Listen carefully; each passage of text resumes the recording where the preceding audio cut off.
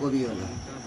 আমার উদ্দেশ্য কিছু কবিতা পাঠ এবং কিছু আধ্যাত্মিক আলোচনার মধ্য দিয়ে মানুষকে সচেতন করে তোলা। আজ একটু এই সকালের অবসরে আমি কবিতা পাঠ করব।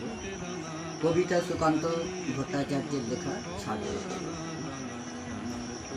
যে শিশু ভূমিষ্ঠ হলো আজ রাত্রে, তার মুখে খবর পেলুম সে পেয়েছে ছাড়পত্র। নতুন বিশ্বের দ্বারে তাই ব্যক্ত করে অধিকার, জন্মমাত্র সুতীব্র চিৎকারে। খর্বদেহ নিঃসহায়, তবু তার মুষ্টিবদ্ধ হাত উত্তোলিত উদ্ভাসিত, কি এক দুর্বদ্ধ প্রতিজ্ঞা। সে ভাষা বোঝে না কেউ, কেউ হাসে, কেউ করে মৃদু তিরস্কার।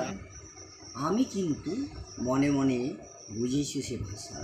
পেয়েছি নতুন চিঠি, আসন্ন যুগের পরিচয়পত্র পড়ি ভূমিষ্ঠ শিশুর অস্পষ্ট কুয়াশা ভরা চোখে।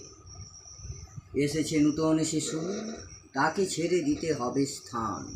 পৃথিবীর জীর্ণ ব্যর্থ মৃত আর ধ্বংস স্তূপ পিঠে চলে যেতে হবে আমাদের।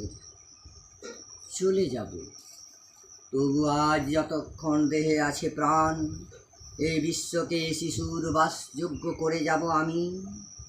নবজাতকের কাছে সে আমার দৃঢ় অঙ্গীকার। অবশেষে সব কাজ সেরে আমার দেহের রক্তে নতুন শিশুকে করে যাব আশীর্বাদ।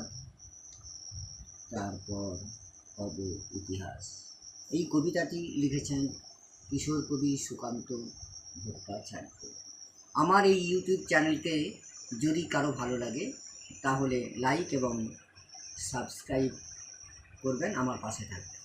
নমস্কার।